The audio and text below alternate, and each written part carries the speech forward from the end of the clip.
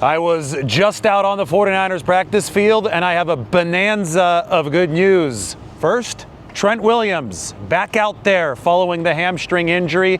This is a padded session on this Thursday, so that is a strong indication that Trent Williams is going to start for the 49ers in their playoff showdown against the Philadelphia Eagles on Sunday. On top of that, Ricky Pearsall was working off on the side, and he was wearing a jersey, which is significant. Oftentimes, players just working with trainers off on the side are in sweatpants. They are not in practice jerseys. The players wearing jerseys are typically closer to returning or participating in practice. So worth keeping an eye out on that. Ricky did seem to be moving well on the side field. Now, here comes the icing on the cake. For the first time since October, when Fred Warner shattered his ankle, dislocated his ankle at Tampa Bay, Fred was working off on the side during 49ers practice while the media was watching. So I've told you here, I've given you little nuggets over the course of the past few weeks that Fred Warner was starting to make appearances in the locker room during the media open window, that the 49ers were talking about Fred Warner working off on the side during some of their practice sessions. Today, for the first time, we saw Fred working off on the side while the media was there. So yes, the return is nearing for Fred Warner if the 49ers can build a bridge to it. That's what's at stake against Philadelphia on Sunday. A tremendous opportunity for the 49ers. Trent Williams likely back, very necessary for San Francisco against an awesome Philadelphia defense and defensive front. I think Ricky Pearsall would be a necessary boost as well for San Francisco if he can get out there with his PCL injury, because the 49ers need separation, and there won't be Fred Warner this week. The 49ers have added a couple linebackers to help bridge the gap between Eric Kendricks and Kaiser White.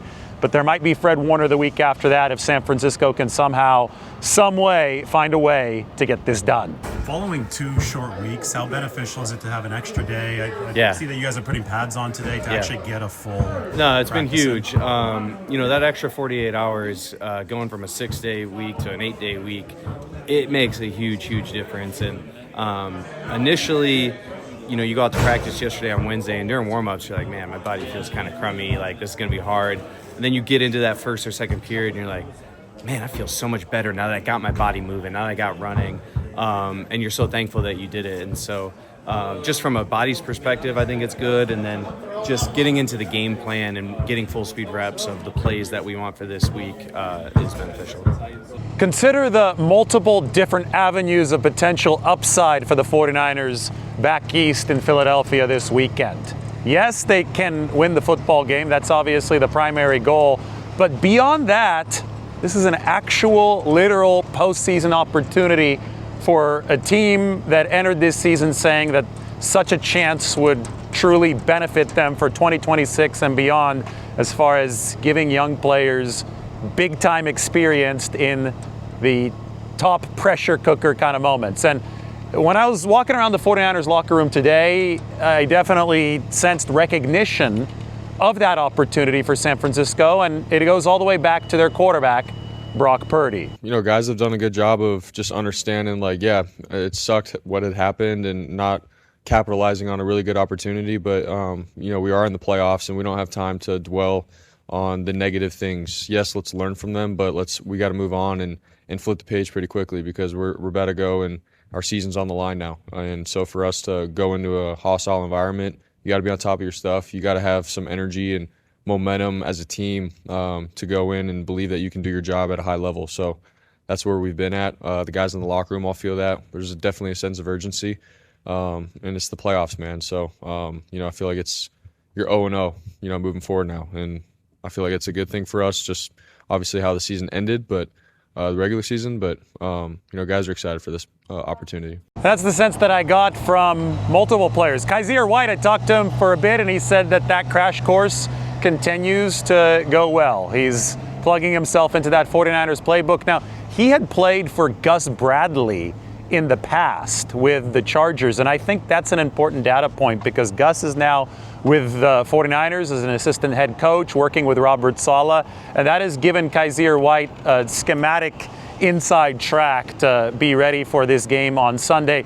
Remember, even if he doesn't start, even if the 49ers put D. Winters or Garrett Wallow next to Eric Kendricks, there's a very decent chance that Kaiser White enters this game for the 49ers on very limited prep, but some of the institutional knowledge from playing under Gus Bradley can really help him in this game. We also had a chance to talk to Robert Saleh today, who is a popular name on the head coach candidate circuit. 3 teams entering this morning had already requested interviews with Robert Saleh: the Arizona Cardinals, the Atlanta Falcons, and the Tennessee Titans, and a 4th, the Baltimore Ravens, just in the past 30 minutes has requested an interview with Robert Saleh for their vacant head coaching position following the dismissal of John Harbaugh. This stuff is not going to truly begin until next week. The league has put some ground rules around these interviews, but there still seems to be a concern from fans that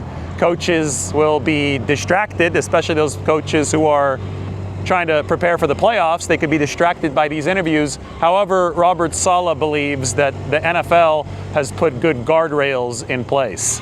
Now, you know, the league has done a really nice job with structuring the interview process to allow people to focus on the job at hand. So I haven't thought about any of it. It's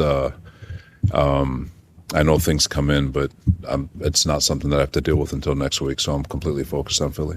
Now remember, just a couple weeks ago, John Lynch said that the 49ers are prepared to make it very hard for Robert Saleh to leave, even if he is offered a head coaching job elsewhere. And there is no salary cap on coaches, so San Francisco can offer Saleh a handsome raise. They can also make the argument that we've made on this channel that he should be very, very choosy with where he decides to go, because you often don't get a 3rd head coaching chance if the first 2 flame out. And one can argue that the dysfunctional nature of the New York Jets made opportunity number 1 flame out for Robert Saleh. You don't want to have another one fail you because of circumstances outside of your own control. And, you know, the fact that there are so many openings right now, a 4th of the league, 25% of the league is looking for a new coach. So the fact that there are so many openings means that there probably are going to be some attractive ones. The Baltimore Ravens, I would say that's an attractive head coaching opening, and they want to interview Robert Saleh. So it may end up that he does get a good opportunity this cycle, just by virtue of the fact that there are so many jobs out there. But that doesn't change the fact that Robert Saleh must enter this with a picky mindset. And that is something that is on the 49ers side when it comes to potentially keeping Robert. Now, though, he can focus on the Philadelphia Eagles, whose offense has not been good this year. I mean, some of the metrics have the Eagles as a below-average offense, which is a far cry from the 2024 unit that won the Super Bowl and actually finished number 1 in rushing efficiency. Saquon Barkley last year was at 5.8 yards per carry. This year down to 4.1 per carry. Now, a big deal has been the loss of Lane Johnson. He's been out for several weeks with a Lisfranc sprain. That is a foot sprain. That could be very troublesome.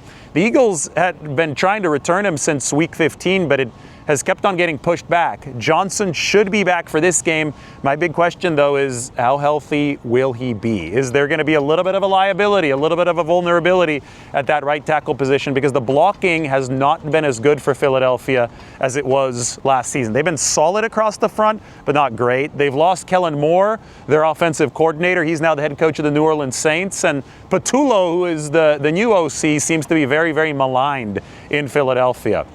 Can Robert Saleh go toe-to-toe schematically with the Eagles, even with a decimated defensive unit? Well, one key is going to be stopping Saquon Barkley. And Saleh handled the Barkley question today about the decline of the Eagles running back, or at least the decline of his production, very, very judiciously. I'm going to skip that question from a schematic standpoint, but I still think he's elite. I know his production isn't what it was a year ago, but he's still a damn good football player. He's still a threat to break it any time he touches the ball. Stoutland is still one of the best O-line coaches in all of football, and creating good angles and creating space for the back. So no, but they can still run the ball as good as anybody.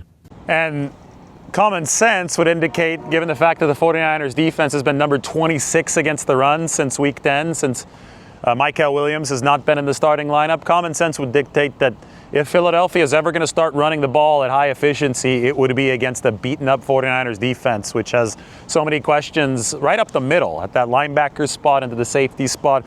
I mean, we're already starting to talk about how the 49ers are going to replenish this team in 2026. They're going to return players from injury next year, but I do think that there's has to be a focus in player acquisition on the safety position and maybe even on the linebacker position for the 49ers. But defensive tackle, linebacker, safety, right up the middle, the 49ers have been hurt and they've been deficient in so many ways this year, which leads us to believe that there's a chance that Philadelphia gets the run game going against the 49ers this weekend. And that naturally would put more pressure on the 49ers offense, which faces the toughest matchup of this game. A Philadelphia defense that won the Eagles a championship last year obviously isn't quite as strong as it was in 2024. They've lost an edge rusher like Josh Sweat, but boy, these guys, a lot of the advanced metrics actually equal what we saw in 2024. Not all of them. They're a step below, but a lot of them, including the pressure rate,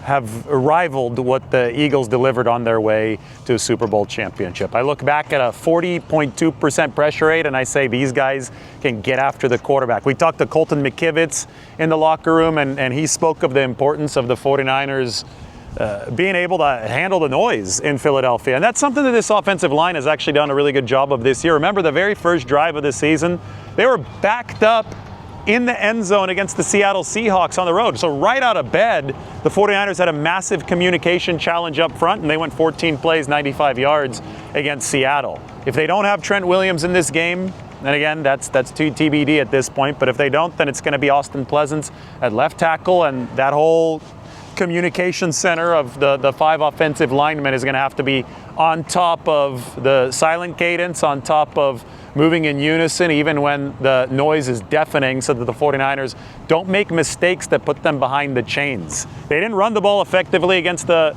Seattle Seahawks. The Eagles are giving up over 5 yards a carry on outside zone plays, so maybe there's going to be some more opportunity there. I think in general, there is a recognition in this 49ers locker room that the Eagles are really, really good defensively, but the Seahawks were elite. I mean, historically good. They're on that top 10, top 15 DVOA list of defensive performers. The Eagles this year aren't quite at that point, and some of what the Eagles have given up on outside zone runs, which the 49ers do specialize in, I think could give the 49ers an opportunity to build a better platform for Brock Purdy, because that's what wasn't there last week. They have a quarterback advantage, but we know that Jalen Hurts will probably have a platform to succeed against this 49ers defense, which is so banged up. What isn't clear is, will Brock Purdy have an opportunity to succeed against this Philadelphia defense, or is he going to be facing the wrath of a 40% pressure rate because the 49ers can't run the ball and because the 49ers are committing penalties due to the noise and they're behind the chains? They need to keep this game on schedule. Eric Kendricks yesterday, the 49ers linebacker, says the 49ers need to eat their vegetables on first and second down, and that means setting themselves up for stops, putting Jalen Hurts into third and long. The Eagles are number 17 on third down this year. It hadn't been a great offense. On the other side of the ball, the 49ers have to eat their vegetables on first and second down. And that probably, I think, would mean a departure from last week's game plan of trying to push the ball downfield, even if you don't have the personnel to do that. Be sharp with the bread and butter. Be sharp with the short passing attack. George Kittle, Christian McCaffrey, nice quick doses of short passes to set up third and manageable so that you don't get into the trap that you fell into against the Seattle Seahawks. And that was 2 of 9 on third down. 49ers ran over only 42 plays. That allowed Seattle's defensive line to just be on turbo mode throughout the course of the entire game. And the 49ers, I mean, they never took the legs out of the Seattle pass rush. The more snaps you get as an offense, the more tired a pass rush will be. So you have to convert third downs to get it to that point. You can't go 2 of 9 again, but to convert third downs, you've got to eat your vegetables on first and second down You can't make those mistakes. You have to make it 2nd and 6 or better, or 3rd and 3 or better, so that you continue moving against Philadelphia. And then you can hog the ball, rest your own defense. That's where complementary football comes into the equation. So I think that there is a sense in the 49ers that facing Vic Fangio, a really good defensive coordinator, but somebody who's been running, essentially the same scheme for 10 years, there's a sense that the 49ers can take advantage of some of the weaknesses that Philadelphia has, and I'm going to point back to that outside zone allowance, and then Brock Purdy can be on the platform to do the rest. That is the narrow pathway to victory for the 49ers as underdogs in this game. They've got to study. Guys like Kaiser White have to find their way into the potential productivity for the 49ers. They've got to take a look at the playbook offensively and try to milk as much as they can out of the personnel that they do have, and they've just, in general, have to be scrappy. That's been the theme of this 2025 season. They have found a way. They're trying to build that bridge back to Fred Warner, back to whatever might be next. Regardless of what happens, this is experience in a pressure cooker, something that the 49ers strove for all season. They wanted to get here to get that experience in a pressure cooker despite all of the injuries, all the adversity, despite the reset year. They wanted to get their young players and the new iteration of this team with the foundational pillars and those youngsters. They wanted to get into situations like this. Road game at Philadelphia in the postseason. Now we see what the 49ers can make of this moving forward. Could be a victory and experience. It could be a loss and experience, but either way, it will be productive in Philadelphia. And they're like, oh, this is easy. We made the playoffs. And then he didn't go back to the playoffs until 2019 with the Niners. So he went 6 years without making the playoffs. And just like how hard it is to get to the playoffs and not just to squander your opportunity and like to take advantage of this, whether, whatever you're extra focusing on, whatever your intent is, whatever your mindset is, just lock in and just put your best stuff out there. Understanding how difficult this game could possibly be for you guys, a story like that, does it kind of, in your mind and in your experience, make it that much more real for especially the younger guys to understand what this possibility, this opportunity means for this team? Yeah, if you're a young player who's never made the playoffs, then you have no idea how difficult it is. The stakes are higher. Win and go home. Like your season can be over in 4 days. I think Keon just told me it's his first playoff appearance too. So it's like you have a lot of guys who've never been in the playoffs, and that sense of urgency, you have to step it up a little bit. And I think Coach Shanahan he shared a good quote. I don't think he was talking like Troy Aikman or something about this team's sense of urgency, and he goes like, we treat every week like it's like a playoff game. Like everybody just shows up, gives it their all, and then we're on to the next week. And hopefully we can just keep that same mindset moving forward. You guys have an extra day of rest this week. That's fun. After 2 short weeks. Can you feel that? Is that something that you physically can feel going into this game? An extra 2 day, an extra day of rest versus not one is huge. I think the juice in here was fantastic yesterday, high energy. Feeling that from the guys, whether it's just excited about the playoffs or just have that extra, that extra day of just not having to focus on a game plan or watch a ton of film, like where you can just kind of let your mind go to ease before all this builds up. I think it's really good for our team. Let's talk about Cooper G's. What do you expect to match up against you? How do you? Well, I think he plays a lot of nickel whenever they're in nickel. He's that guy, so I'll be my first time off against him. If he is there, I can't wait. I'm looking forward to it. I love Iowa and Iowa crime, whatever way it goes. Relish the hostile environment that Philadelphia is. Yeah, I think stadiums that are the one thing that's really unique about Philly is that they don't really. Maybe like a division rival is different, but like any other road team that comes in there, they hate all of us equally, and I just appreciate that. Like, it's incredibly loud. They flip you off. They moon you on your bus ride in, but they do that to anybody. It doesn't matter if you're the Niners. It doesn't matter if the Jacksonville Jaguars. It doesn't matter. Like, they just give you that no matter what, and I appreciate that because you can tell how much they love their team. Wait, is that bus ride thing? In the stands, probably not in the stands. I definitely will have them somewhere though. You know what? I've heard stories where fans, that wear opposing teams' gear, have a terrible experience, and then one of my best friends from high school wore a George Kittle jersey in like the upper section. He said that they could have been nicer, and it was a great time. So I think it's just about who you see. Is that crazy bus entrance into the stadium? Is that moving you even more? I just thoroughly enjoy it because it's so unique every single time. I'll never forget my rookie season, the year they won the Super Bowl. We're pulling in. It's my first time playing in the link.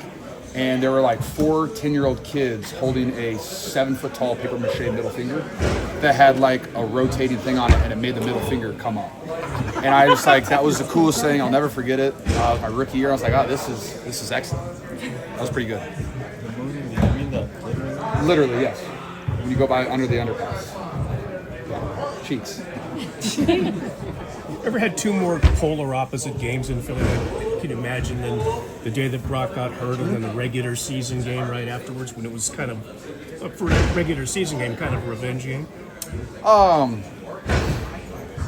mean, yeah, it's crazy. 2 completely different outcomes. You know, they whooped up on us the first time, and we did it the next year. And I don't know. I try not to think back too much about that. I try not to hold on to grudges or anything like that because I think that just kind of clouds your judgment. Yeah. And you're thinking about all this stuff that doesn't matter. I mean, the only thing that matters to us is beating the Eagles, who we haven't played in 2 years. Back in the link where it's going to be a hostile environment. They have an excellent defense, and we have to score points. So as a guy who catches passes from Brock, how has his arm strength improved since initially got that repair a couple years ago, and just what can you compare it to now? Like how strong is his arm?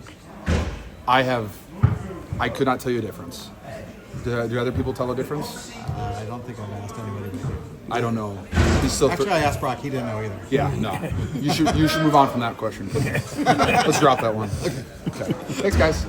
That type of stuff. So I think it's really important for us to grasp right now and understand that there's an opportunity right now and not try to save anything or fall back on, hey, we'll just be back here next year.